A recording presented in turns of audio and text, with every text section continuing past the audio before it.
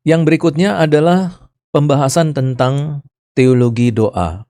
Kalau kita berbicara tentang doa, maka saya pikir semua orang pasti sudah tahu doa itu adalah kegiatan yang seperti apa, definisi dari doa itu apa, dan bagaimana caranya berdoa. Semua masyarakat Kristen, orang Kristen tahu.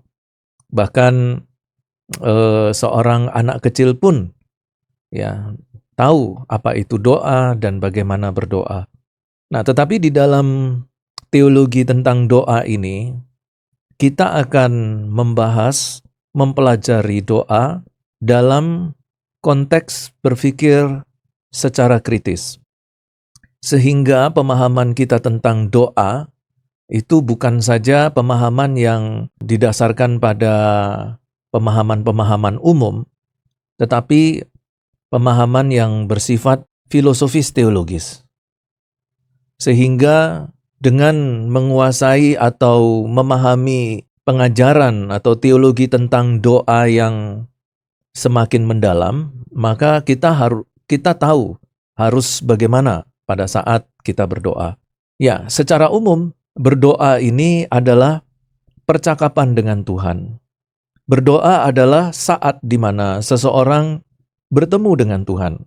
Berdoa adalah saat di mana seseorang menjalin hubungan yang akrab, intim, erat, dan kental dengan Tuhan.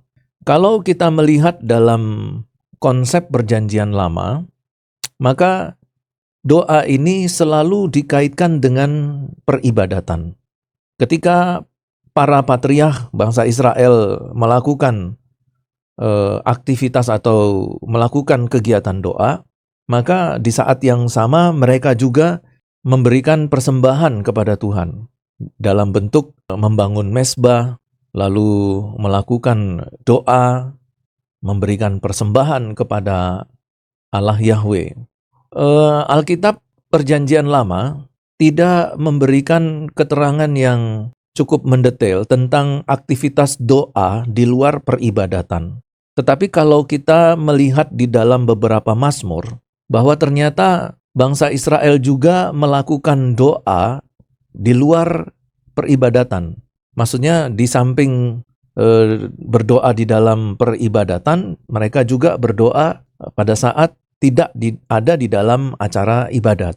Misalnya saja perkataan dari Daud yang mengatakan bahwa aku berdoa sepanjang malam. Ya, terus Daud juga mengatakan bahwa sebelum dia tidur dia juga berdoa. Nah, jadi kalau kita melihat di dalam konteks ini, itu berarti bahwa aktivitas kegiatan doa dilakukan oleh bangsa Israel kepada Allah Yahweh itu bisa dalam konteks secara pribadi, tetapi juga secara bersama-sama di dalam satu komunitas bait suci. Kita mulai dari tujuan doa. Tujuan doa yang pertama adalah untuk memuji Allah yang sejati. Kenapa kita harus memuji Allah yang sejati? Karena Allah menyediakan segala sesuatu bagi kita. Ia menyembuhkan segala sakit kita, Ia mengampuni segala kesalahan kita, karena Ia juga adalah memelihara kita dengan begitu sempurnanya, dan kita juga memuji Tuhan karena anugerah yang Tuhan berikan itu begitu berlimpah-limpah. Tetapi di samping itu semua, ada satu alasan yang menjadi dasar utama kita memuji Tuhan di dalam doa kita, yaitu bahwa kita ini adalah ciptaan dan Allah itu adalah Sang Pencipta.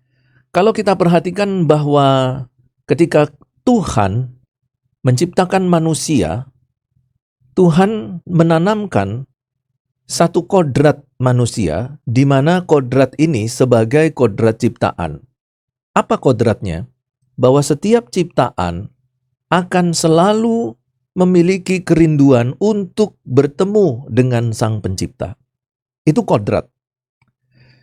Jadi dimanapun manusia, maka manusia memiliki kodrat kemanusiaannya yang terdalam, bahwa manusia itu di dalam satu titik kehidupannya pasti dia akan mencari Tuhan Sang Pencipta.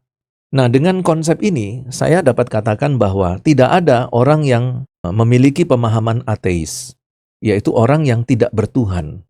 Karena bagi saya, seorang ateis pun di dalam dirinya memiliki kodrat ciptaan yang mendorong dia untuk datang dan bertemu kepada Sang Pencipta. Nah, di dalam beberapa buku yang saya baca, di situ menunjukkan beberapa kesaksian orang-orang ateis itu yang selalu menolak keberadaan Tuhan, tetapi di dalam satu titik kehidupannya, di dalam hati nuraninya, dia tidak bisa berdusta bahwa dia rindu bertemu dengan Sang Pencipta. Nah, jadi itulah beberapa alasan kita berdoa, yaitu memuji Tuhan. Dan di sini ayat-ayat firman Tuhannya sudah ada di dalam diktat ya. Misalnya, kenapa kita harus memuji Tuhan? Karena Allah menyediakan segala sesuatu. Itu terdapat di 1 Tawarik 29 ayat 10 sampai 13, Mazmur 103 ayat 1, 2 dan 5. Ia menyembuhkan penyakit kita, itu Mazmur 103 ayat 3, Yesaya 38 ayat 9, 20 dan seterusnya. Kemudian tujuan dari doa yang kedua yaitu bersekutu dengan Allah. Seperti rusa yang mencari-cari air sungai, orang Kristen juga merindukan Allah. Ini di dalam Mazmur 42 ayat 1 dan 2. Itulah yang tadi saya katakan tentang kodrat manusia sebagai ciptaan yang mau tidak mau, secara jujur, dia punya kerinduan untuk datang kepada Sang Pencipta. Nah, kodrat inilah yang kemudian memunculkan apa yang disebut dengan agama. Sekelompok orang ada di daerah A, memiliki kerinduan untuk bertemu dengan Tuhan, Sang Pencipta.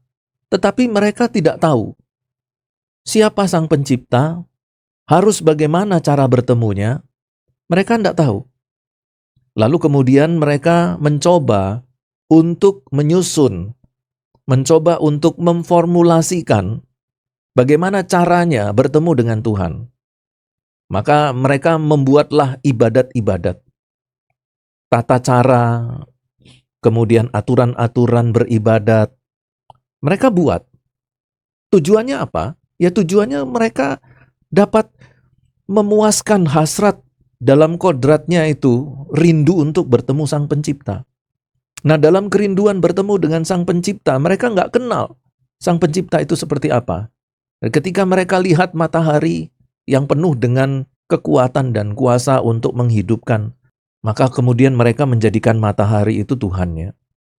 Ketika mereka melihat batu besar, ketika mereka melihat gunung, ketika mereka melihat pohon besar, mereka menganggap bahwa itu adalah Tuhan. Nah, apa yang mereka lakukan itu sebenarnya mengekspresikan kodrat manusianya yang selalu ingin mencari dan bertemu dengan Tuhan. Nah, di dalam Mazmur 42 ayat 1 dan 2, di situ dikatakan seperti rusa yang mencari air sungai. Orang Kristen juga merindukan Allah. Nah, doa itu menjadi satu instrumen, atau doa ini menjadi wadah yang sangat efektif dan efisien. Ya, sangat tepat. Efektif, efisien, tepat, apalagi sebagai satu instrumen di mana kita bisa bersekutu dengan Allah, bertemu dengan Allah. Dan kehausan itu adalah kehausan seperti seekor rusa yang melakukan perjalanan jauh yang tidak menemukan air untuk dia minum. Dan ketika dia melihat ada air, itu begitu sukacita, begitu bahagianya, ya, dengan cepat rusa itu berlari untuk bisa mendapatkan air minum, melepaskan dahaga dia. Nah, ini adalah semacam satu analogi dari bahasa kiasan dalam Perjanjian Lama yang menunjukkan bahwa kita ini memiliki kodrat sebagai ciptaan untuk bertemu, bersekutu dengan Allah. Nah, Mereka-mereka yang ada di sana mencoba dengan cara mereka, mencoba mengidentifikasi Tuhan, melakukan dengan cara-cara mereka, maka muncullah agama-agama. Tetapi di dalam kekristenan itu beda. Ya, bukan kita yang mencari Tuhan, tetapi Tuhan yang turun mencari kita. Tuhan yang turun mengumpulkan kita dan menjadikan kita itu umat-Nya, yang diawali dengan pemanggilan Abraham, keluar dari Ur Kasdim menuju ke tanah perjanjian. Dari situlah kemudian nanti kita mendapatkan dampak kerohaniannya, menjadi keturunan Abraham secara rohani. Nah, dari situ kemudian kita bisa melakukan segala sesuatunya itu dalam doa, bertemu dengan Allahnya Abraham, Allah Ishak, Allahnya Yakub. Kemudian yang berikutnya, bahwa kita sebagai orang-orang percaya ini telah dipenuhi oleh Roh Kudus dan mencapai tingkat yang luar biasa dalam persekutuan dengan Allah dengan pertolongan dari Roh Kudus. Ini kita bisa lihat di dalam Kisah Rasul 10 ayat 9 dan 10, 1 Korintus 14 ayat 2 dan 4, dan juga di Yudas pasal yang ke-20. Nah, bagian ini menarik, di mana kita mulai memasuki tahapan untuk lebih dalam lagi memahami tentang doa, di mana tujuan yang kedua ini bersekutu dengan Allah. Mari kita lihat di 1 Korintus 14 ayat yang kedua. Silakan kalian membuka Alkitab elektronik ataupun dalam bentuk buku. 1 Korintus pasal yang ke-14 ayat yang kedua. Siapa yang berkata-kata dengan bahasa roh, tidak berkata-kata kepada manusia, tetapi kepada Allah. Sebab tidak ada seorang pun mengerti bahasanya. Oleh roh, ia mengucapkan hal-hal rahasia. Nah, jadi kita lihat di sini bahwa Roh Kudus memberikan kepada kita karunia untuk berdoa kepada Allah dengan bahasa yang dalam tanda petik bahasa roh. Kita tidak berkata-kata kepada manusia, tetapi kepada Allah. Nah, ini perhatikan ya. Satu, fakta yang harus kita pahami di dalam doa kita, bahwa kita berdoa bukan saja berdoa dengan bahasa Indonesia, tetapi kita juga perlu berdoa dengan bahasa roh. Dan kemudian kita, ketika kita berdoa dengan diurapi oleh Roh Kudus, maka kita berkata-kata bukan kepada manusia, tetapi kepada Allah dengan bahasa yang diberikan diberikan oleh Roh Kudus, sehingga kita dimampukan untuk berbicara dengan bahasa roh. Sebab tidak ada seorang pun mengerti bahasanya. Oleh roh, ia mengucapkan hal-hal yang rahasia. Nah, kita keep dulu ya ayat ini, 1 Korintus 14 ayat 2. Nah, sekarang kita ke Roma pasal yang ke-8 ayat 26.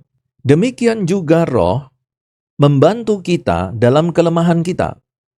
Sebab kita tidak tahu bagaimana sebenarnya harus berdoa. Tetapi roh sendiri berdoa untuk kita kepada Allah dengan keluhan-keluhan yang tidak terucapkan. Dan Allah yang menyelidiki hati nurani mengetahui maksud roh itu, yaitu bahwa ia sesuai dengan kehendak Allah berdoa untuk orang-orang kudus. Nah, jadi perhatikan di sini ada sesuatu yang menarik secara filosofis teologis. Bagaimana kita harus berdoa? Nah, tadi dikatakan bahwa doa sebagai satu aktivitas secara fisik kita kepada Tuhan, bisa di dalam peribadatan, bisa di luar peribadatan. Kalau dalam konsep bait suci, semua doa itu diwakilkan oleh para imam. Jadi para imam itu mewakili umat Israel berdoa kepada Allah. Tetapi ketika Tuhan Yesus Kristus mati di atas kayu salib, tirai yang memisahkan antara ruang kudus dengan ruang maha kudus di dalam bait suci itu terbelah. Dan ini memberikan semacam satu perlambangan bahwa tidak lagi dibutuhkan imam-imam untuk datang menghadiri Tuhan, menghampiri Tuhan di ruang maha kudus untuk berdoa. Tirai yang memisahkan antara ruang kudus dan maha kudus dipakai sebagai alat untuk menutup daerah ruang maha kudus, supaya tidak boleh ada seorang pun kecuali imam besar yang datang ke ruang maha kudus untuk bertemu dengan Allah dan berdoa. Berdoa di sana dan bertemu dengan Allah. Tetapi ketika tirai itu robek terbelah, maka semua orang yang tadinya tidak boleh melihat ruang maha kudus, sekarang jadi bisa melihat ruang maha kudus. Dan ini dipakai sebagai satu simbol dalam konsep dunia teologi perjanjian baru bahwa sistem keimamatan orang Kristen tidak lagi mengarah kepada sistem keimamatan bangsa Yahudi, yaitu sistem keimamatan Harun, tetapi sistem keimamatan kita adalah sistem keimamatan melalui Yesus Kristus yang adalah imam sejati. Karena itu setiap orang sekarang dapat menghampiri Allah Bapa melalui Yesus Kristus. Jadi dimanapun sekarang orang berada, orang Kristen berada, mereka dapat berdoa kepada Allah Bapa melalui Tuhan Yesus Kristus. Nah, tetapi pertanyaannya sekarang adalah berdoa yang seperti apa? Selama ini kita berdoa dengan bahasa kita.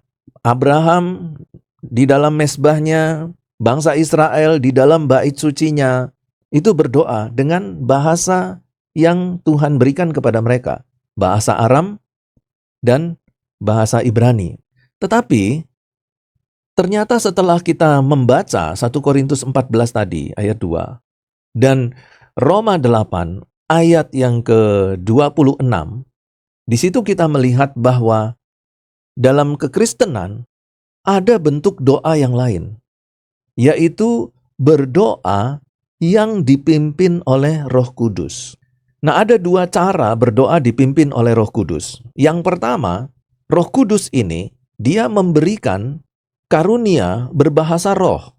Yang kedua, Roh Kudus membantu di dalam kelemahan kita, sebab kita tidak tahu bagaimana sebenarnya harus berdoa. Tetapi Roh Kudus berdoa untuk kita. Nah, bagaimana caranya Roh Kudus berdoa untuk kita? Bagaimana saya tahu Roh Kudus sekarang sedang berdoa untuk saya?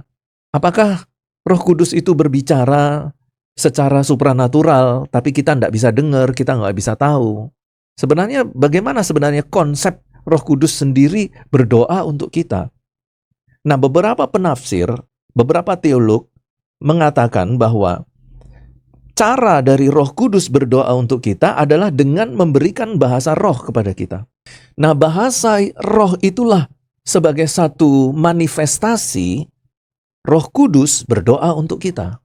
Karena Roh Kudus yang memberikan bahasa itu, Roh Kudus yang memampukan kita berbicara dengan Allah dengan bahasa roh. Nah, sekarang pertanyaannya, bahasa roh ini bahasa roh yang seperti apa? Kalau kita lihat di dalam 1 Korintus 14 ayat 2, di situ jelas dikatakan bahasa roh ini adalah bahasa roh dengan huruf kecil. Artinya bahwa roh manusia itu diberikan kemampuan oleh Roh Kudus untuk bercakap-cakap dengan roh Allah. Ya, perhatikan, roh manusia diberikan kemampuan untuk bercakap-cakap dengan roh Allah. Jadi di sini kita bisa melihat bahwa ternyata bahwa ada satu bentuk doa yang mungkin selama ini kita belum pernah melakukannya, yaitu berdoa di dalam roh dan berdoa bersama dengan Roh Kudus. Bukan dalam pengertian sesuatu yang kita yakini. Roh Kudus ada di dalam hati saya. Nah, pada saat saya berdoa, itu Roh Kudus juga ikut berdoa. Apakah yang seperti itu? Bukan. Bukan seperti itu. Tetapi yang dimaksudkan kita berdoa bersama dengan Roh Kudus, itu adalah berdoa dengan pengalaman khusus. Jadi kita melakukan doa itu dengan pengalaman khusus. Jadi ada sesuatu yang berbeda di dalam doa kita itu. Berdoa itu memiliki 3 tingkatan. Yang pertama, tingkatan paling dasar. Tingkatan doa paling dasar itu adalah doa natural. Tingkatan doa yang agak lebih tinggi, itulah yang disebut dengan doa meditatif. Dan kemudian tingkatan doa yang paling tinggi, ini adalah yang disebut dengan doa kontemplatif. Jadi ada 3 tingkatan doa. Doa natural, doa meditatif, dan doa kontemplatif. Apa itu doa natural? Doa natural adalah doa yang kita lakukan. Doa natural adalah doa yang kita lakukan seperti selama ini kita lakukan. Kita datang kepada Tuhan, kita bersuara ataupun di dalam hati, ya kita berdoa, dan kemudian Tuhan mendengar doa kita. Itu yang kita yakini. Apakah memang Tuhan mendengar doa kita? Itu tetap menjadi pertanyaan. Ya kan? Kita berdoa. Oke, kita berdoa. Baik enggak berdoa? Baik. Nah, pertanyaannya Tuhan mau dengar enggak? Ya, persoalannya Tuhan adalah satu pribadi yang punya hak mendengar dan menolak doa. Nah, kalau kita di dalam kehidupan kita belum beres sama Tuhan, lalu kita berdoa, kamu yakin bahwa doamu itu didengar oleh Tuhan? Ya, iya, Tuhan dengar. Tetapi persoalannya respon Tuhan apa? Mendengar dengan baik, menjawab, setelah mendengar dengan baik kemudian menjawab doa kita, atau mendengar dan kemudian mencatat di dalam notesnya Tuhan, ya, si A sekarang sedang berdoa, pokok doanya ini, ya nanti dijawab oleh Tuhan. Atau respon Tuhan malah marah. Ya, aku muak dengan doa-doamu. Kamu semua manusia-manusia munafik. Itu perkataan Tuhan di dalam Perjanjian Lama. Aku tidak suka dengan ibadahmu. Aku tidak suka dengan doamu. Kamu seolah-olah berdoa seperti ini, tetapi sebenarnya hatimu jauh daripadaku. Itu kata Tuhan kepada bangsa Israel. Ya, jadi intinya bahwa ketika Tuhan mendengar doa, Tuhan bisa dengar, Tuhan bisa senang. Tuhan mendengar doa, Tuhan bisa dengar, Tuhan bisa jawab. Tetapi ketika Tuhan mendengar doa, Tuhan juga bisa marah. Nah, kembali lagi kepada jenis doa. Doa yang biasa kita lakukan adalah doa natural, yaitu doa yang seperti biasa, kita menyampaikan sesuatu kepada Tuhan, lalu kita akhiri dengan amin. Nah, berkaitan dengan mengakhiri doa, masih banyak mahasiswa itu yang melakukan kesalahan di dalam mengakhiri doa. Apa kesalahannya? Tidak mengakhiri dengan rumusan di dalam nama Yesus. Setiap doa itu harus diakhiri di dalam nama Yesus. Itu Alkitab yang katakan, bukan saya. Kalau kamu berdoa, berdoalah di dalam namaku. Ya, berdoalah di dalam namaku. Itu sudah jelas Alkitab katakan demikian. Oke, kita cek saja ya, supaya nasihat ini memang betul-betul datang dari Alkitab ya, bukan datang dari saya ya. Iya, Yohanes 14 ayat 13. Dan apa juga yang kamu minta dalam namaku, aku akan melakukannya, supaya Bapa dipermuliakan di dalam Anak. Kemudian Yohanes 14 ayat 14, jikalau kamu meminta sesuatu kepadaku dalam namaku. Nah ini, ya itu jelas ya. Jikalau kamu meminta sesuatu, berdoa, dalam namaku, aku akan melakukannya. Kemudian Yohanes 15 ayat 16. Yohanes 15 ayat 16, di situ dikatakan, supaya apa yang kamu minta kepada Bapa dalam namaku, diberikannya kepadamu. Terus kemudian Yohanes 16 ayat 26. Pada hari kamu akan berdoa dalam namaku, dan tidak aku katakan kepadamu bahwa aku meminta bagimu kepada Bapa. Pada hari itu kamu akan berdoa dalam namaku. Jadi kita jelas di sini melihat beberapa ayat yang memberikan kepada kita nasihat bahwa kalau kita berdoa itu harus di dalam nama Yesus. Meminta, berdoa itu di dalam nama Yesus. Itu harus jelas loh ya, harus jelas. Itu yang pertama, ayat-ayatnya jelas. Alasan yang kedua, kenapa kita harus berdoa dalam nama Yesus? Karena kita tidak lagi berdoa ke bait suci. Pada saat kita berdoa, kita tidak menghadap Yerusalem. Kita tidak menghadap bait suci. Ya. Kenapa? Karena sistem atau rumusan doa kita tidak lagi menggunakan sistem keimamatan Harun. Harus berdoa di bait suci, setiap kali ada perayaan kita harus ke Yerusalem, ya, melakukan ibadat ke Yerusalem. Tidak seperti itu. Kenapa? Karena semuanya sudah digantikan dengan Yesus Kristus. Apa bukti bahwa semua sudah digantikan dan harus melalui Yesus Kristus? Tirai terbelah. Itu berarti bahwa setiap doa tidak perlu lagi melewati imam-imam yang biasanya berdoa di bait suci untuk umat Israel. Tetapi sekarang melalui Yesus Kristus kita bisa berdoa kepada Allah. Sampai di ruang yang maha kudus, di surga yang maha kudus. Itu berarti bahwa Yesus Kristus adalah dasar fondasi doa kita. Yesus Kristus adalah materai yang membuat doa kita itu diterima, diakui oleh Tuhan. Karena itu, Tuhan Yesus mengajarkan setiap orang Kristen, setiap murid-muridnya berdoa harus diakhiri dengan nama Yesus. Karena itu, doa yang benar adalah doa yang diakhiri dalam nama Tuhan Yesus kami berdoa. Amin. Kalau bahasa Inggrisnya, in the name of Jesus we pray. Amin. Kamu perhatikan teman-teman kamu mahasiswa yang berdoa. Ada yang tidak pakai nama Yesus. Terima kasih Tuhan, amin. Tuhan siapa? Banyak Tuhan di dunia ini. Kamu berdoa kepada Tuhan siapa? Harus jelas, in the name of Jesus Christ. Di dalam nama Yesus Kristus. Kalau mau lebih lengkap lagi, yang disalibkan di atas bukit Golgota itu. Kami berdoa. Jadi kalau saudara kalian mendengarkan ada teman-teman kalian berdoa tidak pakai nama Tuhan Yesus Kristus di bagian akhir, doa itu tidak sah.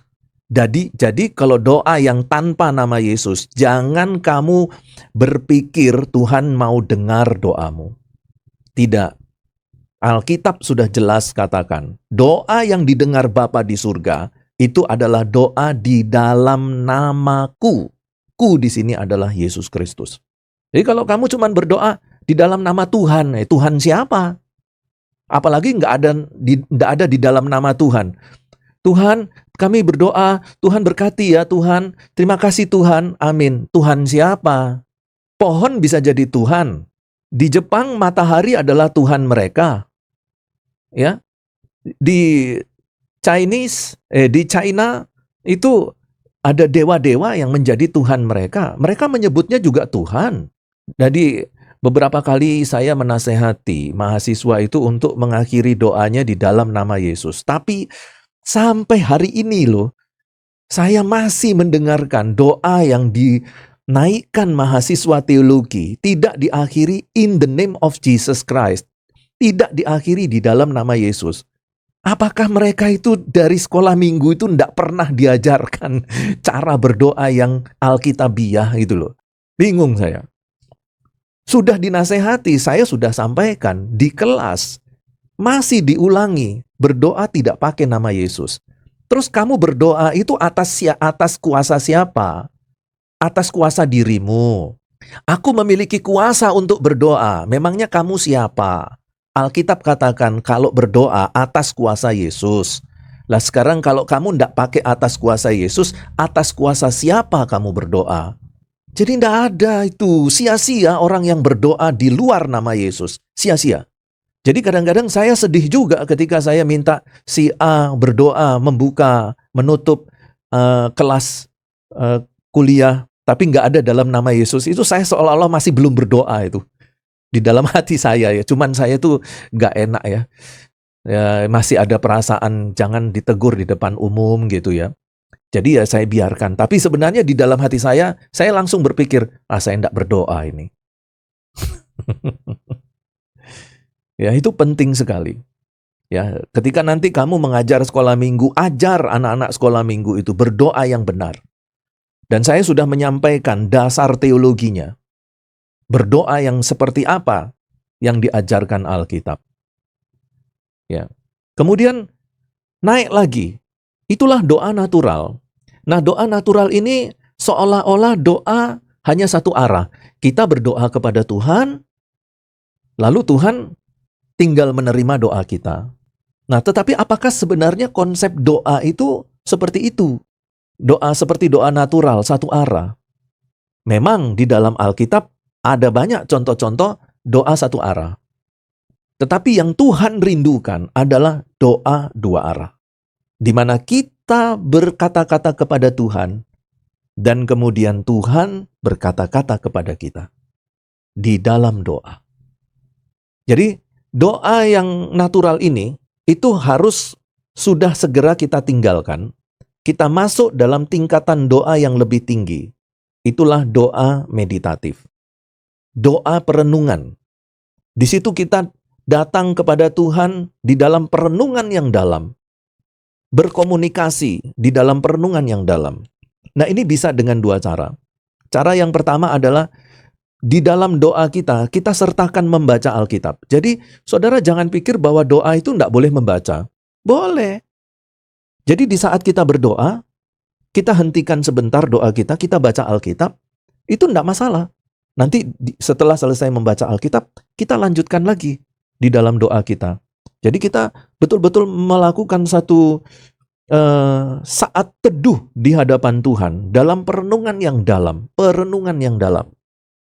Nah, yang dimaksudkan perenungan yang dalam itu adalah bahwa ketika kita datang dalam doa meditatif, itu kita mendiamkan semua suara. Jadi kalau saudara berdoa, itu masih saudara bisa dengar temanmu ngomong.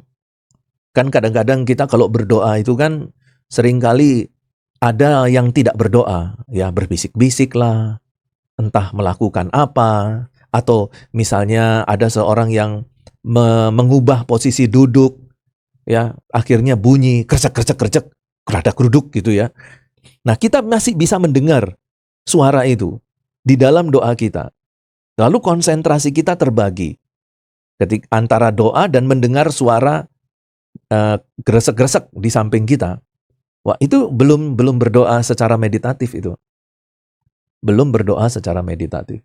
Nah, kemudian setelah masuk di dalam doa meditatif, maka kita coba untuk masuk ke dalam tingkatan doa yang paling tinggi. Itulah doa kontemplatif. Nah, di dalam doa kontemplatif ini, roh kita itu bercakap-cakap dengan roh Tuhan. Itu yang seperti tadi di dalam dua ayat tadi. Ya, dalam 1 Korintus 14 ayat 2 dan di dalam Roma 8 ayat yang ke-26. Bahwa roh kita itu berkata-kata dengan bahasa roh dan Roh Kudus memampukan kita untuk berkata-kata dengan Tuhan dengan bahasa yang tidak dimengerti oleh manusia. Hanya Allah yang mengerti bahasa itu. Bahasa yang seperti apa? Roh kita berkata-kata kepada Tuhan. Dan Paulus beberapa kali dia katakan, aku tidak saja berdoa dengan pikiranku, tetapi aku juga berdoa dengan rohku. Itu kata Paulus. Jadi jelas sekali di sini bahwa kita perlu melibatkan roh kita pada saat kita berdoa. Dan ini bukan dalam pengertian, ya kalau tubuh jasmani saya berdoa, berarti roh saya berdoa. Oh belum tentu. Belum tentu. Misalnya sekarang saya ajak kalian berdoa. Mari kita berdoa. Kita tutup kuliah kita. Mari kita berdoa. Pertanyaannya, apakah roh kita ikut berdoa? Belum. Roh kita masih pasif. Ya, tubuh dan pikiran kita, tubuh dan jiwa kita aktif berdoa. Tapi roh kita masih pasif.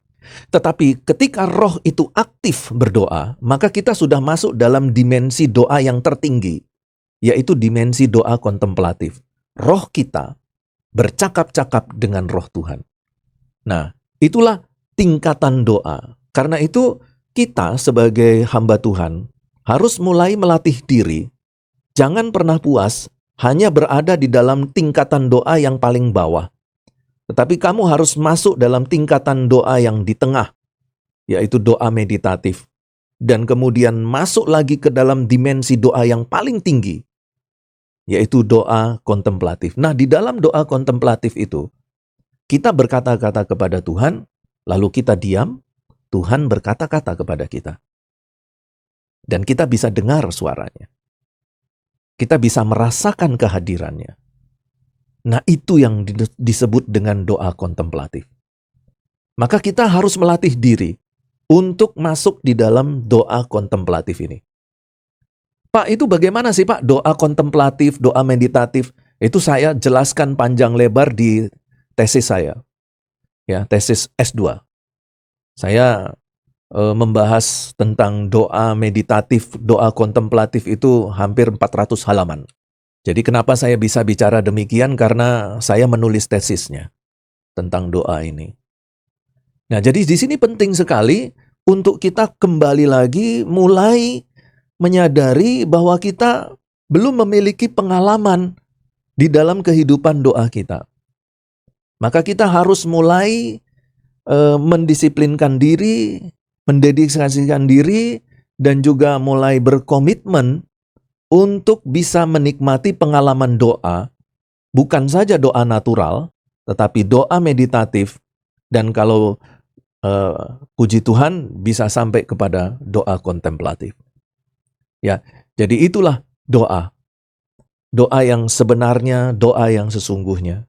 Dan di mana orang Kristen itu berdoa, dia berdoa dalam kepenuhan Roh Kudus, dipenuhi oleh Roh Kudus. Maka dia akan mencapai tingkat yang luar biasa dalam persekutuan dengan Allah. Dia dapat berkata-kata dengan Allah, rohnya berkata-kata dengan roh Allah. Wah, itu dahsyat itu. Ya. Kemudian bersekutu dengan doa itu adalah bersekutu dengan Allah, adalah berkomunikasi dengan Tuhan melalui perenungan. Itu yang tadi saya katakan doa meditatif. Itu ada di dalam Mazmur 104 ayat 34.